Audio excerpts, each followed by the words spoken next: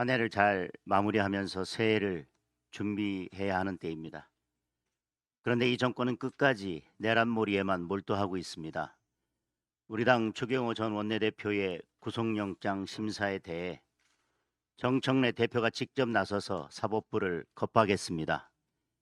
기각되면 사법부로 화살이 향할 것이라는데 늘상 하던 대로 좌표 찍어서 개딸을 동원하겠다는 것입니다. 저는 우리 사법부가 어떤 외압에도 흔들리지 않고 공정하고 정의로운 판단을 내려줄 거라 믿습니다. 지난 열흘 동안 저와 우리 당은 전국을 돌면서 국민을 만나 국민의 목소리를 직접 들었습니다. 물가 폭등, 환율 급등, 부동산 폭정, 일자리 절벽 등 민생 바탄에 대한 국민의 분노를 그대로 느낄 수 있었습니다.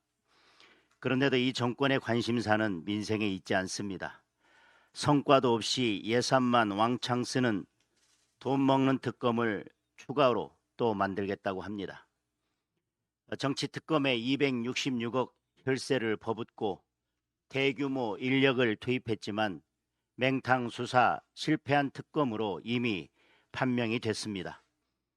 새 특검의 구속영장은 절반이 기각됐고 강압 수사를 벌이다 죄 없는 공무원을 죽음으로 몰고 가기도 했습니다. 언론쇼와 과잉 수사 말고 제대로 한 것이 없습니다. 그런데도 추가 특검을 하겠다는 이유는 뻔합니다. 내년 지방선거까지 거짓 공세와 정치 공작을 지속하기 위해서입니다. 국민이 결코 용납하지 않을 것입니다. 사법부 겁박에도 내란몰이가 뜻대로 되지 않자 내란 전담 재판부 추진도 다시 끄집어내고 있습니다. 정권의 입맛에 맞는 판사를 골라 자기들 뜻대로 인민 재판을 하려는 것입니다. 베네수엘라 독재 정권에서 벌었던 일을 2025년 대한민국에서 따라하겠다는 것입니다. 베네수엘라가 어떻게 망국의 길을 갔는지 똑똑히 기억하기 바랍니다. 정치 보복과 독재의 종착역은 자멸입니다. 제발 성난 민심의 경고에 귀 기울이기 바랍니다.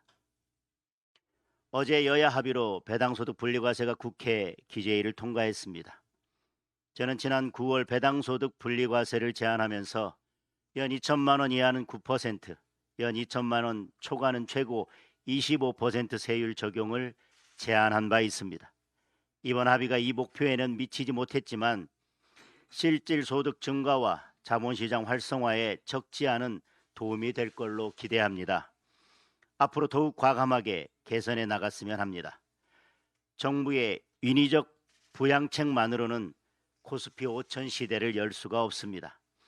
해외 투자를 한다고 청년과 국민을 탓할 것이 아니라 떠난 국민과 자본을 국장으로 돌아오게 만드는 과감한 정책, 기업과 경제 체질을 개선하는 상식적 경제 정책이 필요합니다.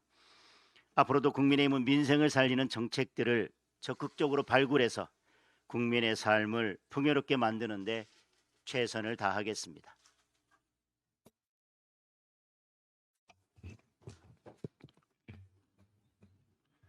추경호 전 원내대표 체포동의안 가결 당시 제가 규탄사를 하면서 구속영장이 인용되면 국민의힘을 내란 세력으로 몰아갈 것이고 기각된다면 사법부마저도 내란 세력이라고 몰아붙일 것이라는 예언을 한 바가 있습니다.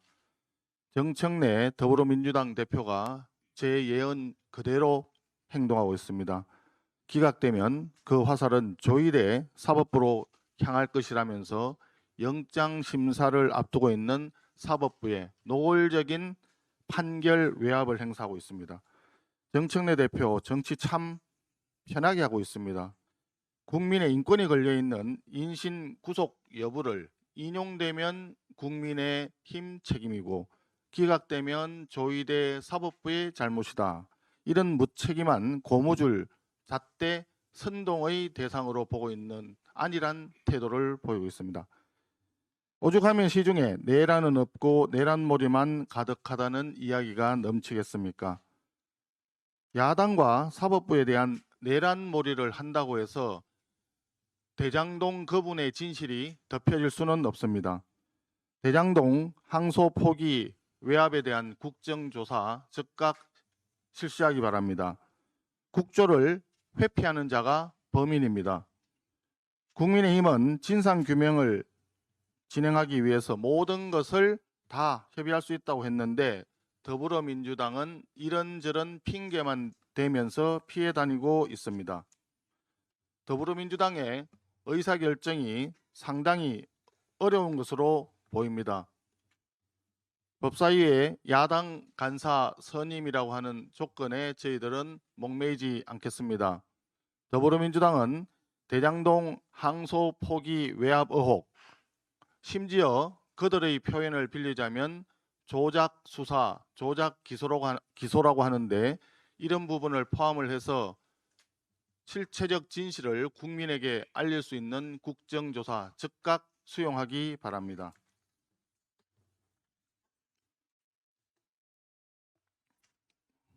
제가 이 부분은 발언을 할지 말지 상당히 제가 좀 자제를 해왔는데 오늘은 발언을 하지 않을 수가 없는 상태인 것 같습니다. 더불어민주당 장경태 의원의 성폭력에 이은 뻔뻔한 2차 가해가 도를 넘고 있습니다. 장 의원은 추행은 없었다, 데이트 폭력 사건이었다라면서 오히려 자기가 피해자라고 적반하장식 주장을 하기 시작했습니다. 장 의원 주장에 따르면 데이트 폭력범이 데이트 폭력 영상을 스스로 촬영해서 방송사에 스스로 제공했다라는 것인데 이런 앞뒤 맞지 않는 발언에 대해서 인정할 사람이 누가 있겠습니까? 본인이 살고자 무고한 사람을 범죄자로 만드는 작태야말로 파렴치한 2차 가해의 전형입니다. 장경태 의원의 지역구 선배인 민병두 전 의원도 성추행 미투 폭로가 나자마자 의원직 사퇴를 선언했습니다. 비록 2달 만에 사퇴를 번복하는 쇼로 그치긴 했지만 최소한의 염치가 있었던 민병두 전 의원의 성의만큼은 다시 한번 본받기를 바랍니다. 장 의원이 지금 저지르고 있는 2차 가해는 역대 더불어민주당 성폭력범 중에서도 가장 파렴치한 행각이라는 점을 분명히 말씀드립니다. 장 의원은 책임 있는 자세로 의원직을 사퇴하기를 촉구합니다. 더불어민주당에게도 촉구합니다. 정청래 대표 최측근인 장경태 의원에게 온정주의식 감사주의로 일관한다면 국민적 심판을 면하기 어려울 것입니다.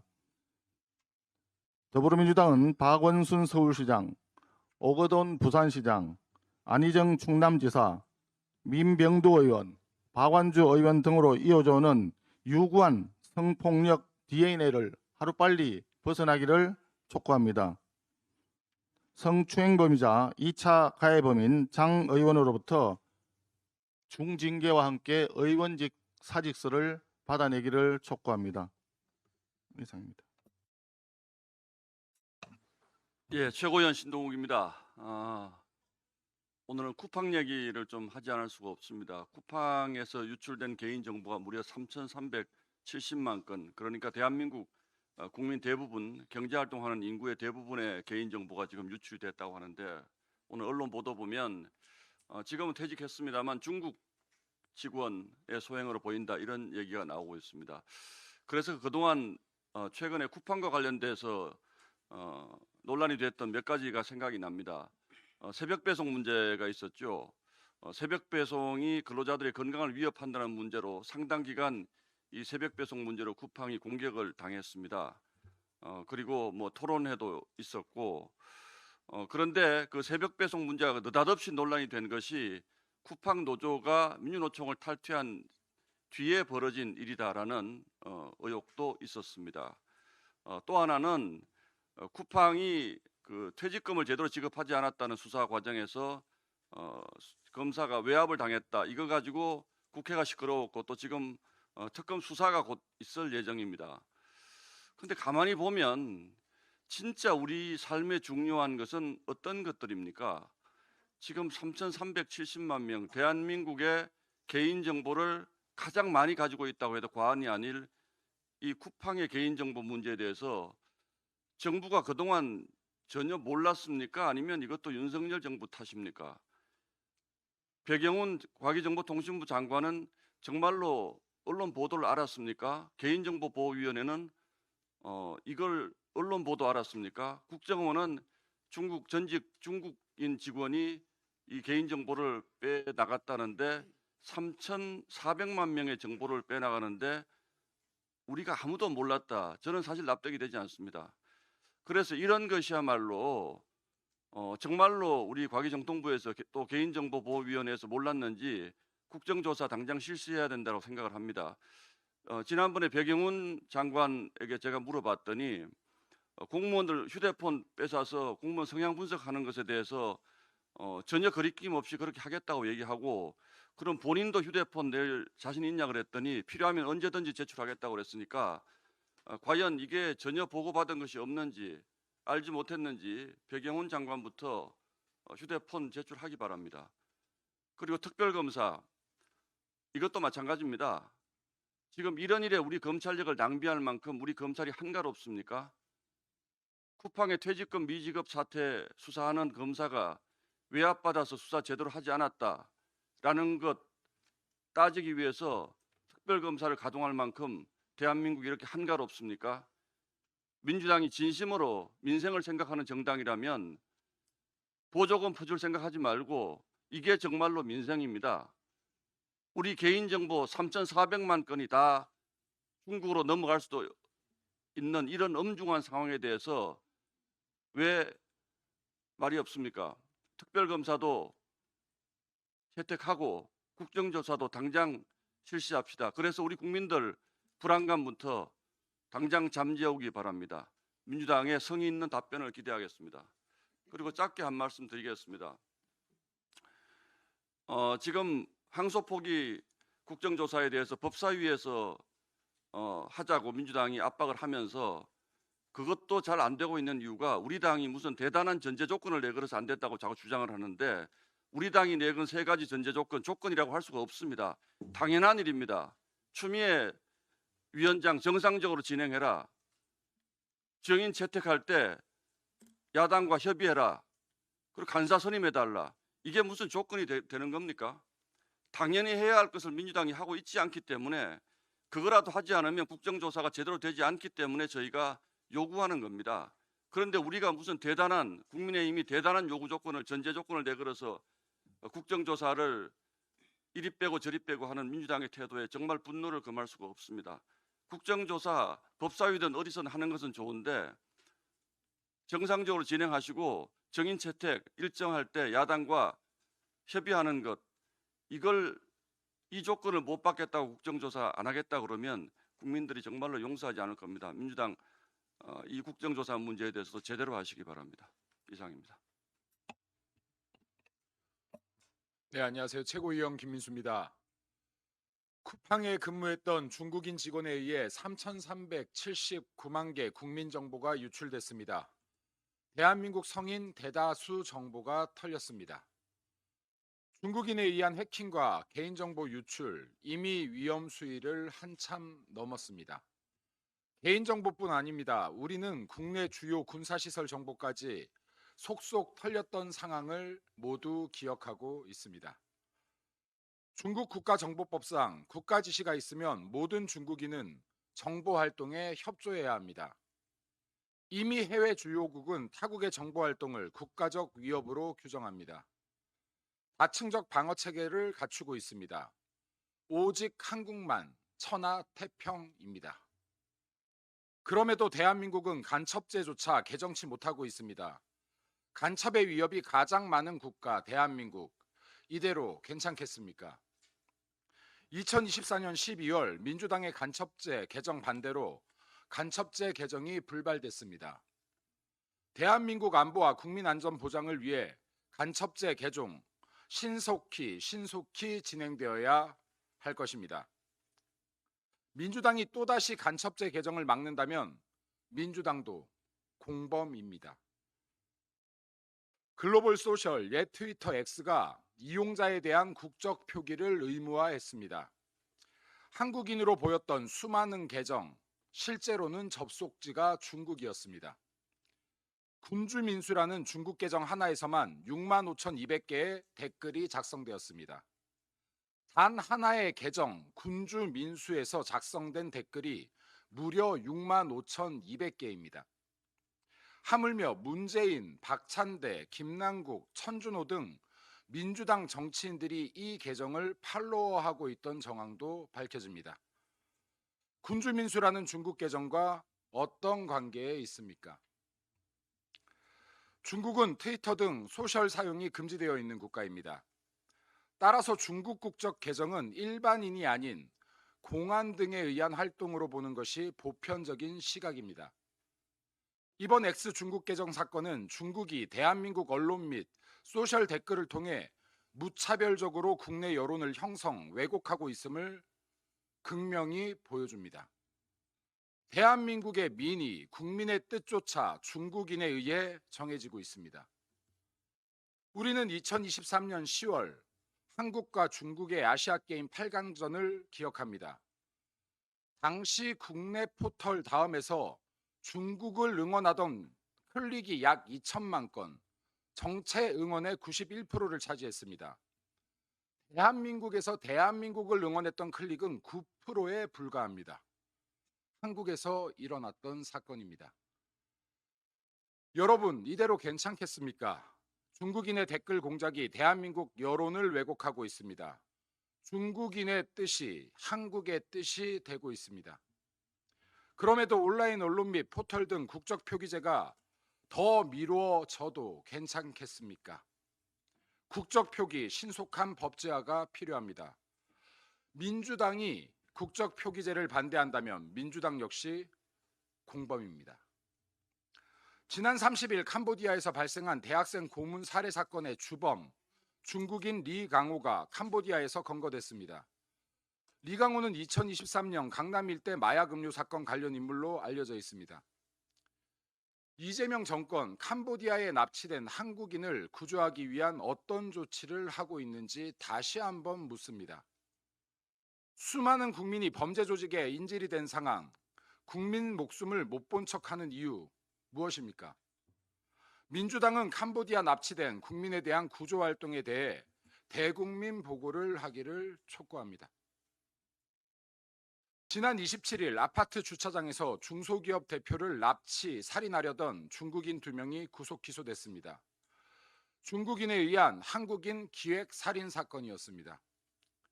외국인에 의한 살인, 마약 등 강력 범죄가 우리 생활 속 깊숙이 들어오고 있습니다. 대한민국 국민 안전 이대로 계속 방치하면 되겠습니까?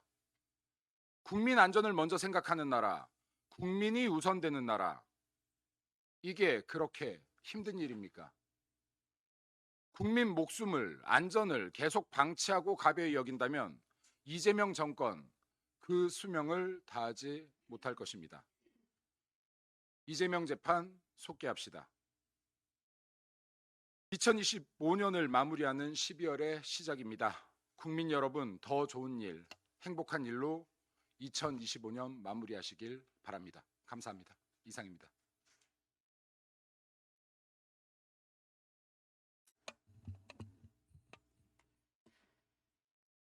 이틀 후면 12.3 계엄은 계몽이 아닌 악몽이었습니다.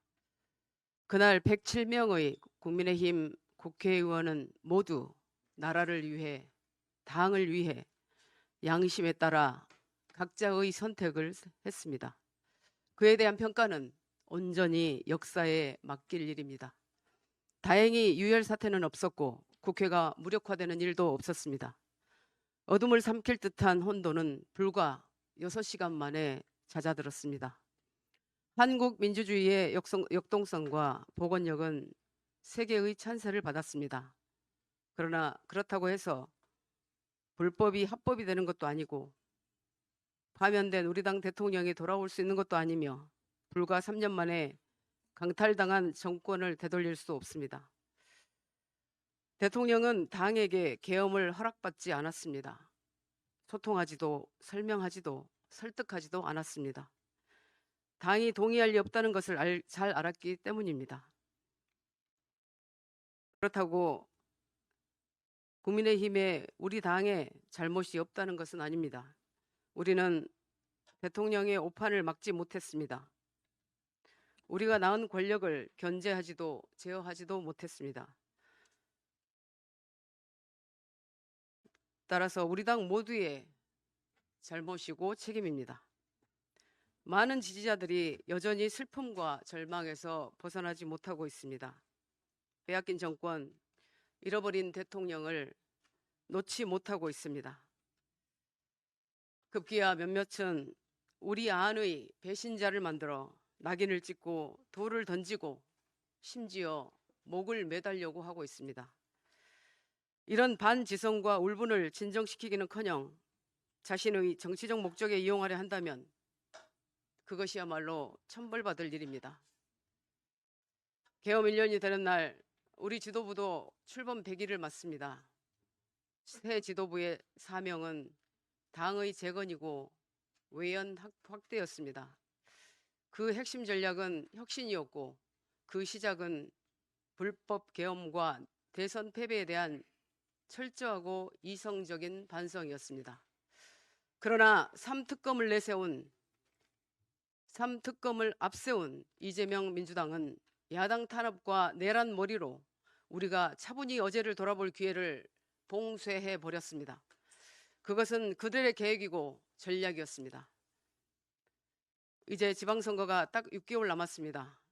지방선거의 핵심 전략 또한 스스로를 바꾸는 혁신입니다. 이재명 민주당은 내년 선거를 내란의 링에서 치르고 싶어 합니다. 병법의 기본은 상대가 원하는 방식으로 싸우지 않는 것입니다. 우리는 그들이 원하는 내란의 프레임이나 전선을 벗어나 첨단 산업, 민생, 경제, 미래 전선에서 국민과 함께 싸워야 합니다. 그래야 이깁니다. 그래야 행정 권력, 입법 권력, 사법 권력을 쥔 이재명 민주당이 지방 권력까지 장악하는 것을 막을 수 있습니다. 어떤 치욕도 감내하며 나라를 위해 우리가 혁신해야 할 이유입니다. 2017년 대통령 탄핵으로 빼앗긴 정권을 우리는 불과 5년 만에 되찾아왔습니다. 당명까지 바꾸는 혁신, 대선 후보의 출신을 따지지 않았던 담대함. 지금 우리는 그만큼의 혁신을 하고 있는지 물어야 합니다. 진정한 승리를 준비해야 합니다. 국민에게 진정한 믿음을 드려야 합니다. 혹여 아직도 1년 전 12월 3일에 머물러 있지는 않은지, 미래로 나아가고 싶은 당원과 지지자를 정작 우리 지도부가 그날에 붙잡고 있지는 않은지 생각해 볼 일입니다. 우리는 앞을 보고 나아가야 합니다. 뒤를 보고 그러면 제대로 갈 수도 멀리 갈 수도 없습니다. 마치겠습니다.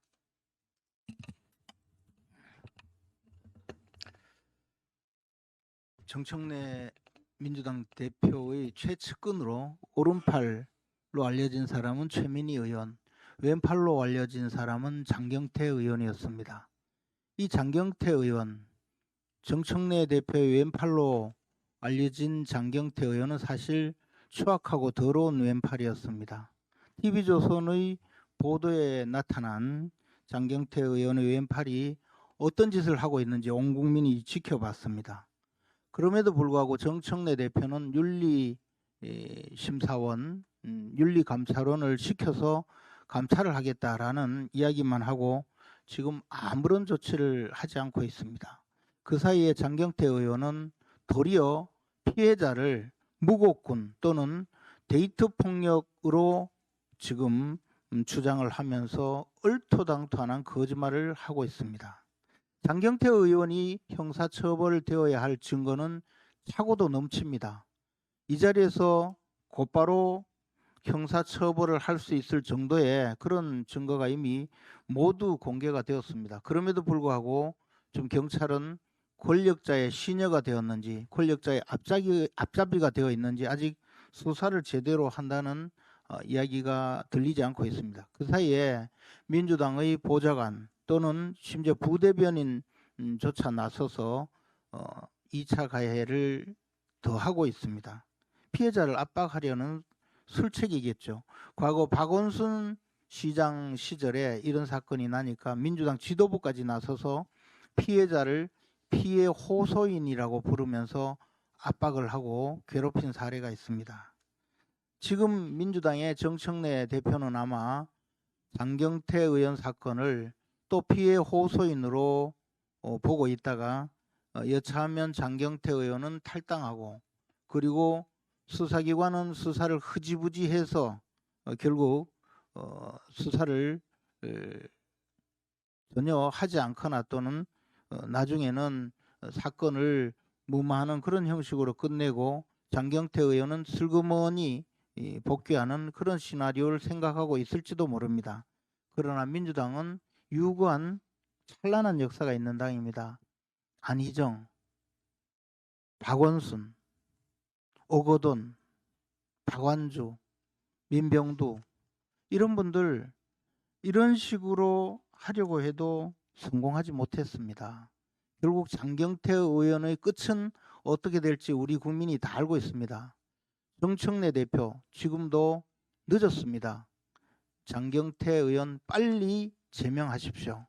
그리고 수사기관에 민주당이 나서서 이 사건을 정식으로 수사 의뢰도 하고 진실을 발견하고 피해자를 위로하려는 행위를 하십시오. 그렇지 않고 계속 이 상태로 간다면 범죄자 대통령 밑에 범죄 소굴처럼 보여질 것입니다. 정청래 대표의 행동을 촉구합니다. 네, 정년 최고위원 우재준입니다. 국내 최대 플랫폼 기업 쿠팡에서 3,370만 건, 사실상 전 국민 규모의 이름, 주소, 전화번호 등의 생활 밀착형 개인 정보가 유출되는 초대형 보안 참사가 벌어졌습니다. 언론에 따르면 이번 쿠팡의 개인정보 유출 역시 중국인 전 직원에 의해 벌어진 사고입니다. 이재명 정부에서는 이러한 문제들을 기업의 보안 문제로 단순 치부하고 있지만 실제 사안은 더욱 중대할 수 있습니다. 이재명 정부는 중국의 집요하고 고도화된 해킹에 대한 대안이 있는 것입니까? 지금이라도 당장 나서 중국 정부의 개인정보를 유출한 중국인 직원에 대한 송환을 요청하고 수사 공조를 요구해야 하는 것 아닙니까? 한국인의 개인정보가 이미 공공재가 되었다는 자조 섞인 말은 더 이상 우스갯소리가 아닙니다.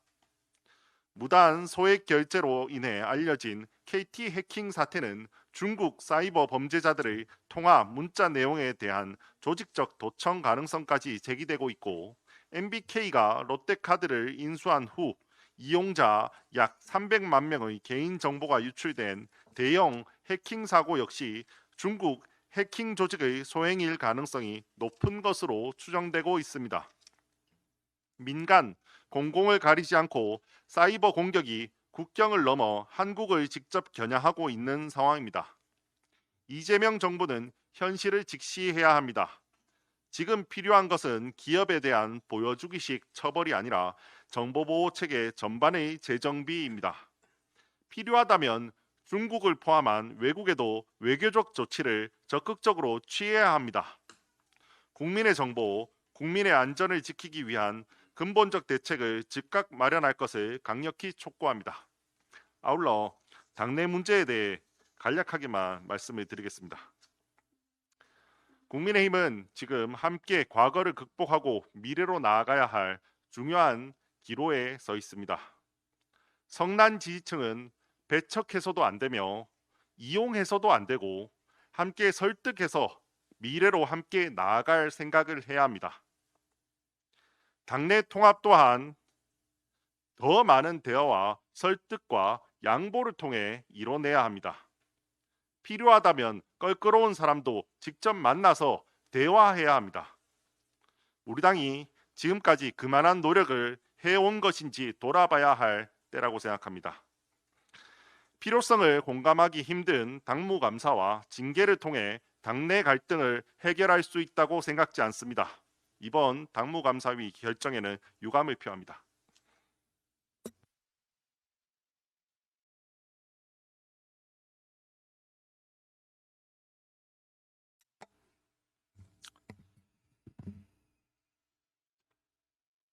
이재명 대통령은 이재명 대통령은 최근 기업인들을 만난 자리에서 경제 문제를 해결하는 천병은 기업이며 기업 활동에 장애가 최소화되도록 총력을 다하겠다고 말했습니다. 그런데 정작 정부와 더불어민주당이 추진한 정책 방향은 대통령의 발언과 정반대입니다. 대표적인 것이 예산 부수법안 중 법인세 인상입니다. 기업이 신바람나게 일해서 영업이익이 증가하면 그만큼 법인세 납부액도 자연스럽게 늘어나는 것이 정상적인 경제구조입니다. 그런데 민주당은 기업 실적이 어떻게 되든 말든 법인세율부터 올려 세수를 늘리겠다는 일방적인 정세만 매달리고 있습니다. 더 큰 문제는 소상공인, 중소기업까지도 예외 없이 법인세를 올리겠다고 합니다. 지금 소상공인 중소기업은 고환율, 고물가, 고금리 삼중고로 숨이 막히는 상황입니다. 여기에 세수 확대를 위해 법인세까지 올리겠다니 이거야말로 가렴주구입니다. 민주당은 소상공인 보호와 내수 진작을 위해서 얼마 전 13조 원의 소비 쿠폰을 뿌렸습니다.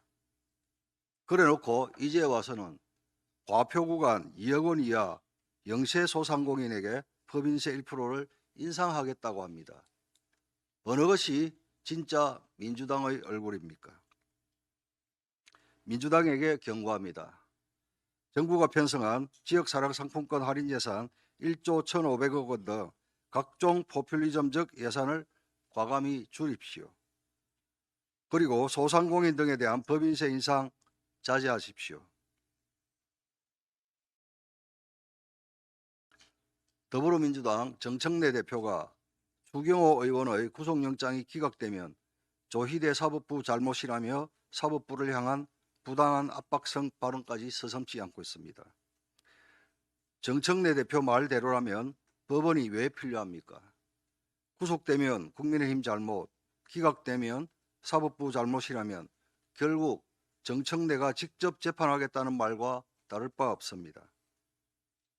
정청래 대표의 논리대로라면 민주당은 자기 편이면 어떤 범죄도 무죄가 되고 정치적 반대편은 죄가 없어도 유죄가 되어야 한다는 것입니다.